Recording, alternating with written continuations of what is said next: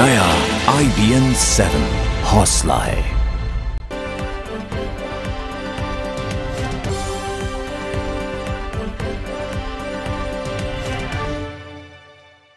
पूरे देश में किसानों की क्या बात है। मैं उन चीजों की बात बताना चाहता हूं कि जो भारतीय जनता पार्टी ने और प्रधानमंत्री जी ने वादा किया था। उन्होंने किसानों के लिए उत्तर प्रदेश में, मध्य प्रदेश में, राजस्थान में, हरियाणा में अपने मंचों से कहा था कि जिस दिन हमारी सत्ता बनेगी तो MSP 50% लागत किसानों की, उससे ज्यादा MSP 50% ज्यादा होगी। और अगर आपको मुझ पर विश्वास नहीं है, आजकल तो स्मार्टफोन सबके पास होते हैं। 25 अप्रैल पठानकोट 2014 में अपने फोन पे उनका भाषण आप सुन सकते हैं कि उन्होंने डॉक्टर मनमोहन सिंह जी की, सोनिया जी की, राहुल जी की सरकार किसानों को किस तरह मार रही है। वो सत्ता में आए तो 10 रुपए उन्होंने MSP का दाम बढ़ाया। उनके मैनिफेस्टो में है किसान की क्या करेंगे कि 50% हम बढ़ाएंगे। सुप्रीम कोर्ट में उन्होंने एफिडेविट दिया है। ये मेरे साथ कागज है जो उन्होंने सुप्रीम कोर्ट में एफिडेविट दिया है, और मैंने इसके वहां से आपको दिखेगा नहीं, इसमें स्पष्ट रूप से ये लिखा है कि 50% MSP देना देश के लिए बहुत दुर्भाग्यपूर्ण कदम होगा। तो ये तो भारतीय जनता पार्टी ने 1 साल में इस देश के साथ किसानों के बारे में किया। अरे हम नहीं कह रहे हैं, किसानों के बारे में हम नहीं कह रहे हैं, उन्हीं की पार्टी जो उनको समर्थन करती है, उन्होंने शिवसेना ने कहा कि अगर $1 बिलियन मंगोलिया को दे आ सकते हैं तो कुछ पैसे अगर महाराष्ट्र के किसानों को ही दे देते तो इस देश में बड़ी तरक्की हो जाती। मैं नहीं कह रहा हूं कि भारतीय जनता पार्टी काम नहीं कर रही है। अरे बलिया के सांसद जो भारतीय जनता पार्टी के हैं, बलिया कहाँ है उत्तर प्रदेश में? बिल्कुल सटा हुआ है, कहाँ से? बनारस से, कि जमीन पर कोई काम नहीं हो रहा है। ये मैं नहीं कह रहा हूं, ये भारतीय जनता पार्टी के MP कह रहे हैं। आज ही अखबार में मैंने पढ़ा कि मैं नहीं कह रहा हूं कि नेट न्यूट्रलिटी के बारे में रविशंकर प्रसाद जी विरोध नहीं कर रहे हैं। विरोध कौन कर रहा है? लाल कृष्ण आडवाणी जी कह रहे हैं कि इस देश में नेट न्यूट्रलिटी होनी चाहिए, स्टैंडिंग कमेटी में कहते हैं। ये मुद्दे हैं। बात होती है दामों की। मैं भी किसी जमाने में पेट्रोलियम का मंत्री था। दाम बढ़ते हैं, पेट्रोल के दाम बढ़ते हैं, डीजल के दाम बढ़ते हैं, तो लोग कहते हैं, भारतीय जनता पार्टी आज कहती है कि अरे ये तो इंटरनेशनल प्राइसेस से बैलेंस होता है। मैं आपकी बात से बिल्कुल सहमत हूं, पर जब आप विपक्ष में थे तो रोज पुतला फूंकते थे, पर उसमें भी आप जनता के साथ धोखा कर रहे हैं। हमारे जमाने में एक बैरल क्रूड बैरल कच्चे तेल का दाम $110 पर बैरल होता था, और पेट्रोल का दाम क्या हुआ करता था? 70-72 रुपया हुआ करता था। आज 66 रुपये बैरल है, 66 रुपया बैरल है, और पेट्रोल का दाम कितना है? 66 रुपये है। आज डीजल का क्या दाम है? अगर आप अपने ही आंकड़ों के साथ, सरकार अपने आंकड़ों के हिसाब से जाए तो ट्रैक्टर के सेल और मोटरसाइकिल के सेल में बड़ी कटौती हुई है। तो क्या ये देश 1 साल में तरक्की कर चुका है? बात आज retail sector, FDI retail sector की, मल्टी ब्रांड की बात होती है। जब हमारी सरकार ने मल्टी रिटेल की बात करी थी तो इन्होंने संसद नहीं चलने दिया था। क्या भाषण दिया था कि ये FDI जो है, ये खाता foreign direct investment Congress party को जाएगा। इस देश का किराने की दुकान, चाय की दुकान, मूंगफली की दुकान, आप हमारे मोहल्लों में जो बनियों की दुकान होती है वो बंद हो जाएगी अगर ये बड़ी बड़ी दुकानें आई। परंतु आज 1 साल हो गया, मल्टी ब्रांड रिटेल को भारतीय जनता पार्टी ने समाप्त नहीं किया। क्या आज किराने की दुकान खतरों में नहीं है? क्या आज छोटे व्यापारी खतरे में नहीं है? 1 साल कंप्लीट होता है तो क्या कहती है, हम इसको सोचेंगे, इसको वापस लेने की बात करेंगे। अगर ये है, जिस लैंड बिल की इन्होंने बात करी थी उसको तो तत्काल चेंज करना चाहते हैं, जिनको तत्काल उन्होंने समर्थन उस समय किया था। उस समय अरुण जेटली साहब, सुषमा स्वराज जी, राजनाथ सिंह, तीनों ने, जो बड़े बड़े नेता आज भारतीय जनता पार्टी के हुकूमत में, उसका समर्थन किया। पर मल्टी ब्रांड रिटेल को अभी तक सोच रहे हैं, इसको वापस लेना चाहिए, जहां देश का छोटा व्यापारी समाप्त। Thank you, Mr. Singh. I'm going to request you to please remain on stage. I want to invite our next speaker, and he's a man who's literally shot his way to fame, Olympic silver medalist, and now Minister of State for Information and Broadcasting, Colonel Rajyavardhan Singh Rathore.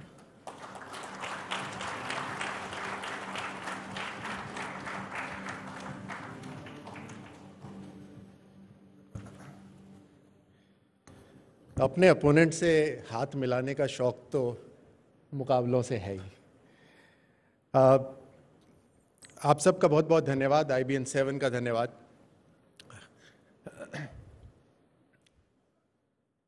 सबसे पहले शुरू करता हूं, RPN ने जो कुछ बातें कहीं, सेल्फी की बात आपने कही, तो आपके प्रधानमंत्री जो कुछ करते थे तो आपको भी नहीं पता चलता था। कम से कम हमारे प्रधानमंत्री जो करते हैं वो आपकी दादी को भी पता चल जाता है।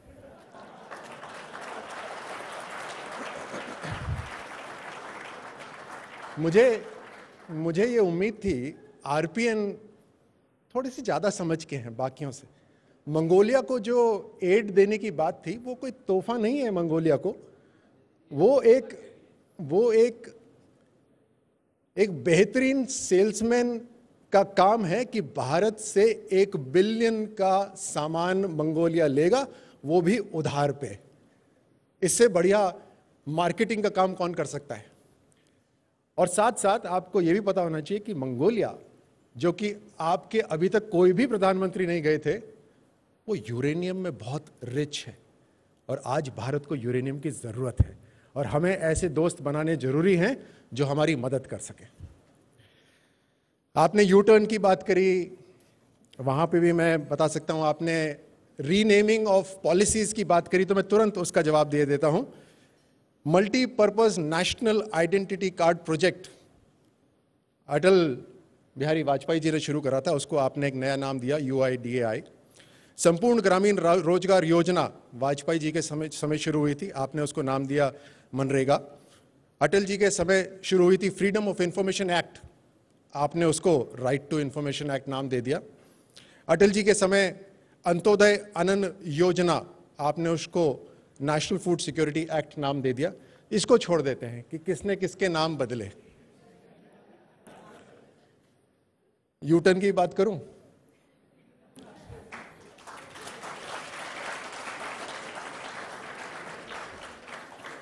आपने कहा हमने बांग्लादेश फेंस, जो हमने लैंड रीसेटलमेंट का मुद्दा करा, उसको सेटल करा, उस पर यू टर्न करा। आप लैंड सेटलमेंट करना चाहते थे, लेकिन घुसपैठियों के लिए आप उनको वापस भेजने को तैयार नहीं थे। हमने ये सीधा सीधा कहा कि घुसपैठिए वापस जाएंगे और उस शर्त पे लैंड रीसेटलमेंट होगा, फेंस लगेगी ताकि हिंदुस्तान सुरक्षित रहे, नॉर्थ ईस्ट सुरक्षित रहे। आपने कहा आर्टिकल 370, हमने जम्मू कश्मीर में सरकार बनाई, आर्टिकल 370 पे हमने यू टर्न करा। आप तो गृह मंत्री रह चुके हैं, आपको तो कानून का पता होगा कि आर्टिकल 370 वापस लिया जाए ये जम्मू की सरकार तय नहीं कर सकती।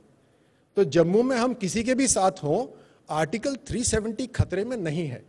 और जहां तक आर्टिकल 370 पे यू टर्न की बात है, तो आपको सिद्ध कर देता हूं और सबको स्पष्ट कर देता हूं कि बीजेपी सरकार आर्टिकल 370 पर मुस्तैद है। जब हमारी वहां पर मेजॉरिटी होगी तो हम आर्टिकल 370 हटा देंगे।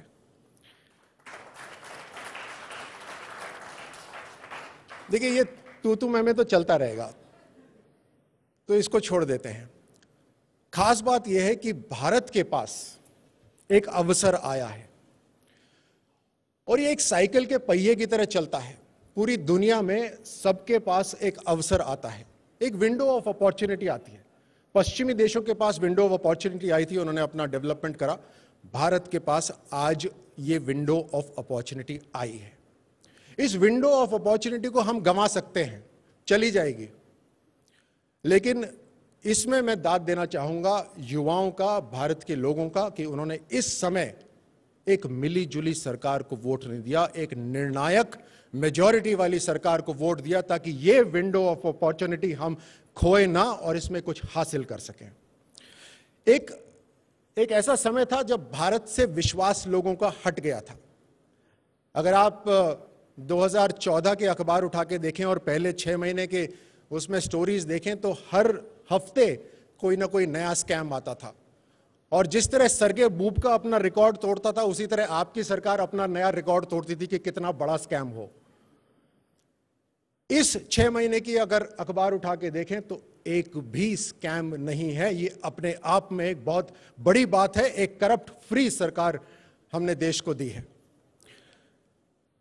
70% आबादी गांव में रहती है। 1970 से आपकी सरकार कोशिश में है कि गरीबी हटाओ। आप कोशिश बहुत करते हैं लेकिन असफल रह जाते हैं। 1970 से है कि गरीबी हटाओ। हम आए हैं, हम हटाएंगे। 20% आबादी के पास इंश्योरेंस है। सिर्फ 20% आबादी के पास इंश्योरेंस है, यानी बाकी के पास इंश्योरेंस नहीं है। पिछले 12 दिन के अंदर 7.5 करोड़ लोग प्रधानमंत्री सुरक्षा बीमा योजना के अंदर रजिस्टर हुए हैं साहब। सिर्फ 12 दिनों में 7.5 करोड़। और इसी तरह उत्साह चलता रहा तो अगले 2-2.5 साल के अंदर जो 20% थी उसको हम 50% इंश्योरेंस कवरेज पे ले जाएंगे भारत को। 25 करोड़ परिवार है भारत के अंदर। 25 करोड़ परिवार के अंदर से 10 करोड़ परिवार के पास तो बैंक सुविधा है ही नहीं। बैंक जा ही नहीं सकते थे, अकाउंट ही नहीं था, खाता ही नहीं था। पिछले 8 महीनों के अंदर जब से जनधन योजना शुरू हुई है, 15 करोड़ इंडिविजुअल्स। ये ऐसे बात पे हंसना नहीं चाहिए क्योंकि ये आम जनता से जुड़ी हुई बातें हैं। थोड़ा सा गरीबों पे टेलीविजन पे मत हंसिए, कम से कम आप थोड़ा अलग से हटिए। अभी गरीबों की बात हो रही है। 15 करोड़ गरीबों तक अकाउंट खाते खुले हैं और इन्होंने मजाक बनाई कि ये खाते सारे अधूरे हैं, खाली हैं। इनको ताज्जुब होना चाहिए कि जिन गरीबों के ऊपर ये हंस रहे हैं उन गरीबों ने 15,000 करोड़ रुपए जमा कराए हैं। 15,000 करोड़ रुपए।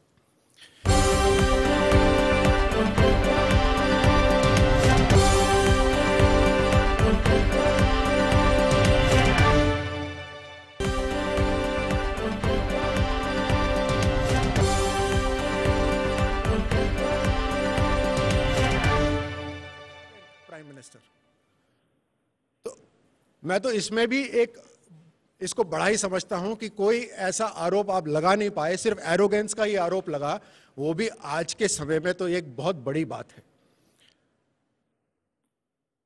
चैनल्स चलाती हैं, एक हिंदुत्व का टैग लगाने की कोशिश करी शुरू में कि सबको डरा दो, घबरा दो कि एक हिंदुत्व सरकार आई है। चर्च पे हमले हुए, दिल्ली के इलेक्शंस के आसपास हुए, किसने कराए 4-5 दिन के बाद वो भी पता चल गया। लेकिन जब चर्च के हमले हुए तो टीवी पे सुबह से लेकर शाम तक चला कि चर्च पे हमले हुए, चर्च पे हमले हुए, कोई ना कोई इसके अंदर हिंदुत्व किसी संगठन का हाथ है। लेकिन जब पता चला 4-5 दिन के बाद कि किसी ने दारू पी के बोतल फेंकी, किसी ने चोरी करी, कोई बड़ा घिनौना बलात्कार कहीं हुआ, वो किसी बांग्लादेशी ने करी, तो वो चर्चा किसी ने नहीं चलाई। ये टीआरपी रिलेटेड आज की समस्या है और मेरे से ज्यादा तो शायद मीडिया वाले जानते हैं। ये टीआरपी की जो दौड़ होती है उसमें ब्रेकिंग न्यूज जब दूसरी चैनल कर देती है तो सबकी होड़ लग जाती है कि बिना यकीन करे, बिना पता करे ब्रेकिंग न्यूज चला दो। अब क्योंकि एक हिंदुत्व का ये टैग लगाना चाहते हैं तो ये भी उसको खूब तूल देते हैं। मुझे ये बताइए, जो कुछ लोगों ने कहा, किसी एक आध मंत्री ने कहा, किसी सांसद ने कहा, गलत कहा और उसके लिए प्रधानमंत्री ने तुरंत आके स्पष्ट करा कि हम बिल्कुल सहमत नहीं हैं, उस मंत्री ने या उस सांसद ने माफी भी मांगी। मेरे ख्याल से जितनी माफी हमने मांगी है पार्लियामेंट में, आपने तो आज तक देश से नहीं मांगी। और क्या आपने जो इमरजेंसी लगाई थी उसकी माफी आज तक मांगी है देश से? तो इसको समझने की जरूरत है। आप तो स्पेशलिस्ट हैं कंफ्यूज करने में, छोटे छोटे मुद्दे उठाने में, अंग्रेजों से सीखा हुआ है, वही किताब आपके पास भी है। सूझबूझ की सरकार, हमने कहा कि सूझबूझ की सरकार, आप उसको लेकर आए कि सूट बूट की सरकार। तो हम मजाक में ऐसे ही कह रहे थे, it's better to be suited than to be booted out.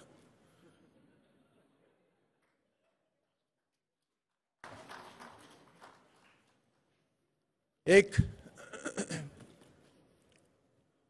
नया जोश, लंबी अवधि की छुट्टी के बाद किसी व्यक्ति में एक बहुत नया जोश आया है। हमारे प्रधानमंत्री तो इतने जिम्मेदार हैं कि एक दिन की छुट्टी नहीं ली। प्रधानमंत्री तो छोड़ो, हमने छुट्टी नहीं ली।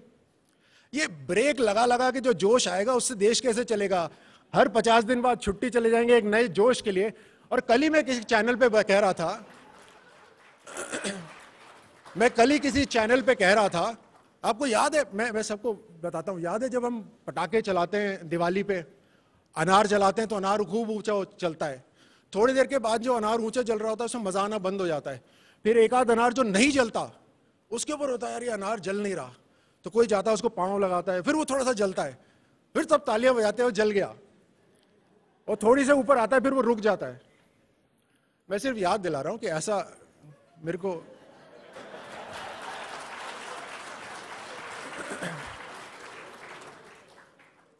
नहीं, अच्छे लोग हैं, अच्छे लोग।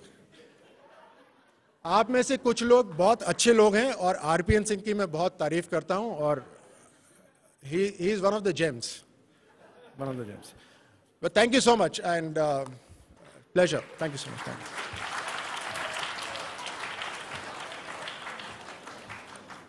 Thank you. I saw you making notes. I'm sure you have lots to say. No, I'm not going to go into the details of it. I just want to clarify two, three things. I'll finish it in 5 minutes. I won't take too much time. Rahul Gandhi की इन्होंने बात करी, मैं समझ सकता हूं भारतीय जनता, मैं समझ सकता हूं, आपको कहीं आपको पार्टी से नहीं हटा दी जाए। राहुल गांधी का नाम आप ले लें तो कहीं पार्टी से न निकाल दिया जाए, क्योंकि इतनी तकलीफ भारतीय जनता पार्टी की बढ़ गई है कि 0A में तो कितने सांसद अपने क्षेत्र के बारे में पूछते हैं, भारतीय जनता पार्टी उसके तरफ देखती भी नहीं है। राहुल गांधी ने क्या एक फूड पार्क के बारे में पूछ लिया जिससे हजारों किसानों की तकलीफें बढ़ गई थी।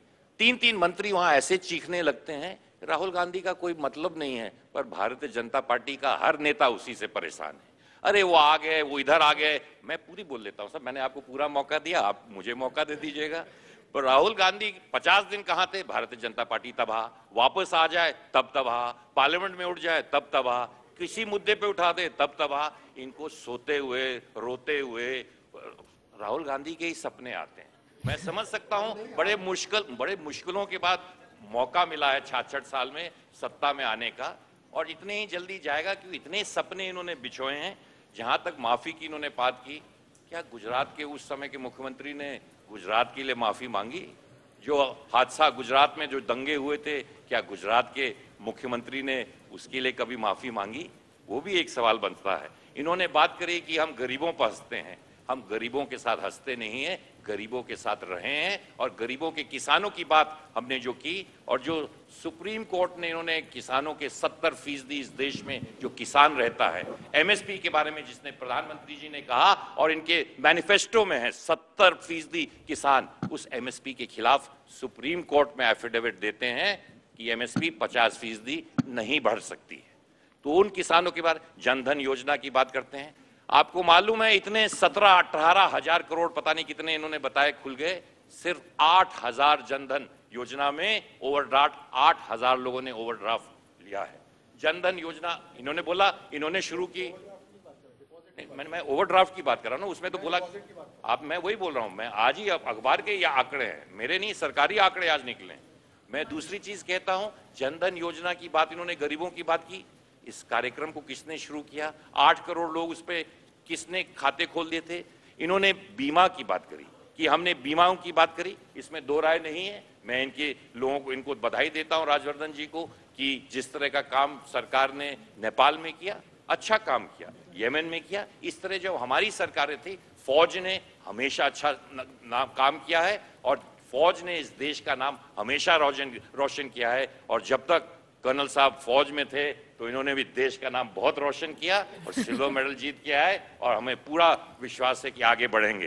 पर नहीं, मैं तो नहीं कह रहा हूं, मैं तो कह रहा हूं राठौर साहब बढ़िया आदमी है, मैं कभी भी इससे नहीं कहता हूं बढ़िया आदमी है।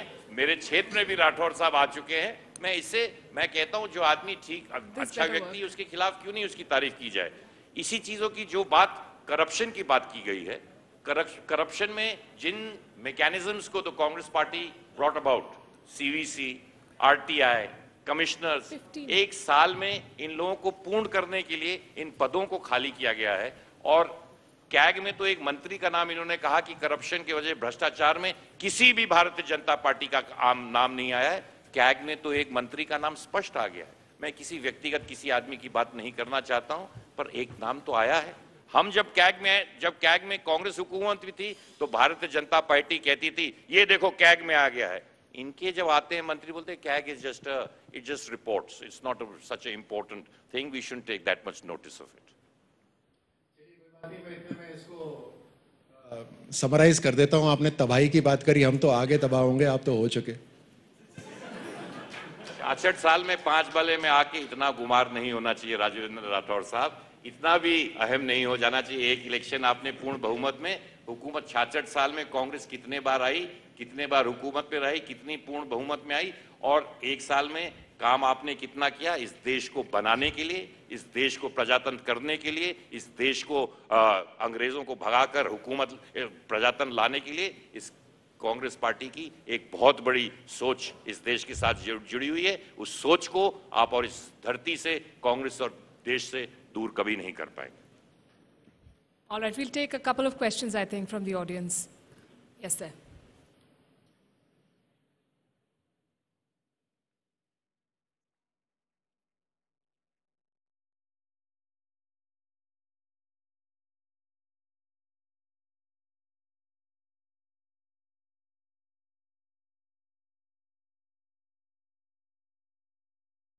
शर्मा मैम ने कहा था कि ये जैसे एक रूमर है कि कांग्रेस ने कुछ 500 करोड़ रुपए खर्च करे थे इस बार इलेक्शंस पे और वो हार गई। तो दिग्विजय सिंह ने कहा कि बीजेपी ने तो 5000 करोड़ खर्च किए थे। तो क्या उनका ये कहना ये सिद्ध कर रहा था कि जो हमारी आम जनता है वो बिकाऊ है? कल को अगर कि कोई 50,000 करोड़ अगर खर्च करेगा इलेक्शन पे तो क्या वो जीत जाएगी? नहीं, देखिए मैं उस सेशन में था नहीं तो मैं उस पर कुछ कमेंट नहीं कर पाऊंगा, पर हमारी देश की जनता कभी बिकाऊ नहीं थी, पहले भी नहीं थी, ना आज है। और पैसों से इलेक्शन जीतना हारना बिल्कुल नहीं होता है। और पैसों एक आप उसमें एडवर्टीजमेंट में खर्च कर सकते हैं, अपनी पार्टी अपनी प्रचार कर सकती है, पर देश की जनता को पैसे से खरीदना, मैं बिल्कुल इस चीज़ से बिल्कुल वाकिफ नहीं हूँ और इसका बिल्कुल सोच से मैं विरोध करता हूँ, ऐसी सोच की। We'll take one last question. The gentleman there, yeah.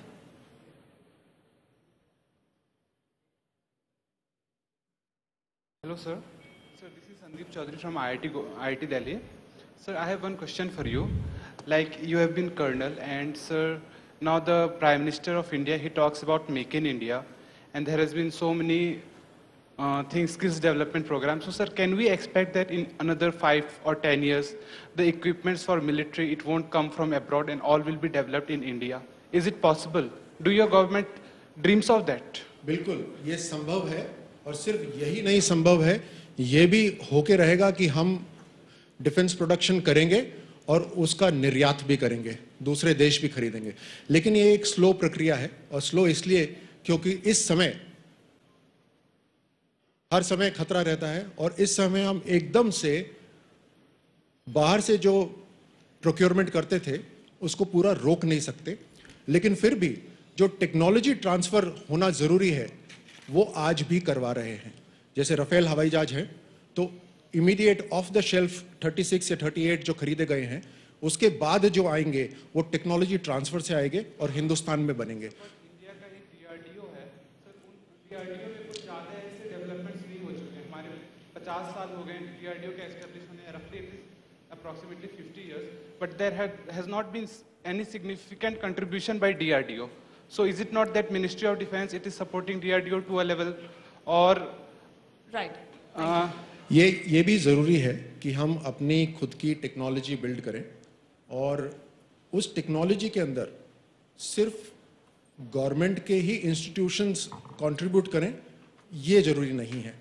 अभी डिफेंस प्रोडक्शन और डिफेंस इंडस्ट्री को प्राइवेटाइज करा जा रहा है, यानी बड़े बड़े जो मैन्युफैक्चरर्स हैं, इंडस्ट्रीज़ हैं इंडिया में, वो डाइवर्सिफाई करके बाहर बड़ी कंपनियों के साथ कोऑपरेशन करके उनकी टेक्नोलॉजी लेकर रिसर्च भी कर सकती है और प्रोडक्शन भी कर सकती है। आपका सवाल बिल्कुल सही है, इतने सालों से डिपेंडेंस रही है DRDO के ऊपर, सिर्फ एक ही एजेंसी के ऊपर डिपेंडेंस सही भी नहीं है, लेकिन ये भी ज़रूरी है कि अपनी खुद की एजेंसी या इंस्टीट्यूट को सपोर्ट करना जरूरी है।